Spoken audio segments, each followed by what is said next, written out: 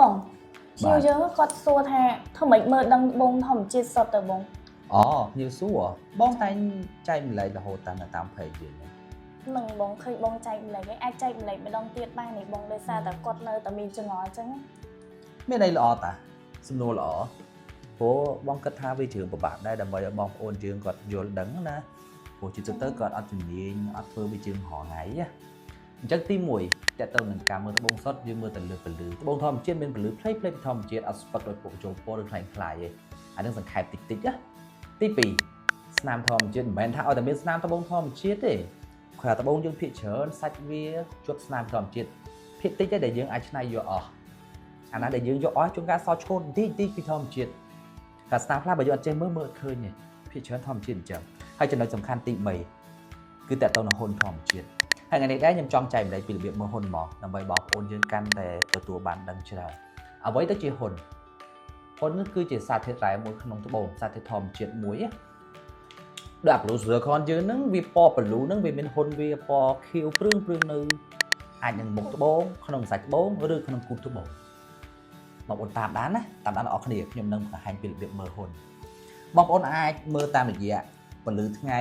ឬក៏ពលឺយើងមើលទៅឃើញកែវឃើញគូវាព្រឿងខៀវកន្លែងខ្លះឃើញសកន្លែងខ្លះឃើញខៀវអានោះធម្មជាតិវាអត់ស្មើទាំងស្រុងទេអញ្ចឹងកាលណាយើងកាត់គូរៈប៉ះពណ៌ខៀវនោះធ្វើឲ្យទឹកស្រក់ជាងមុនមកធ្វើឲ្យវាសឡេតខ្ចីជាងមុនអញ្ចឹងបាទត្បូងរ៉តរ៉ាក់នេះគូរវាជ្រៅ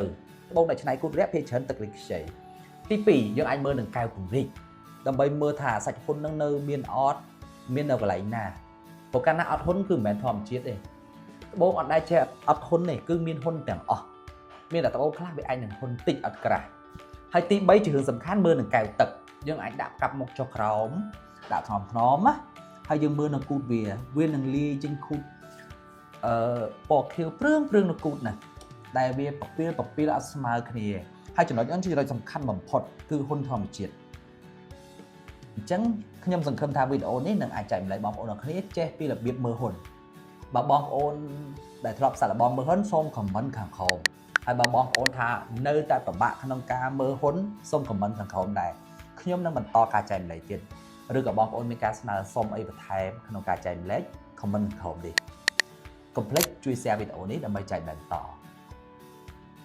ចាអរគុណច្រើនបងសម្រាប់ចម្លើយចាំបងប្អូនទាំងគ្នាចង់ដឹងខមមិននៅខាងក្រោមនេះទាំងអស់គ្នា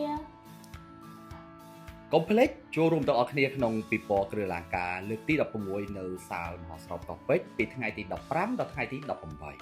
ដើម្បីទទួលបានការបញ្ចុះតម្លៃពិសេសនិងត្បូង Blue Circle ដ៏ល្បីដែលជាអត្តសញ្ញាណរបស់ប្រទេសកម្ពុជាយើង VT Kimstone គុណភាពសោភ័ណភាពនិងទំនុកចិត្ត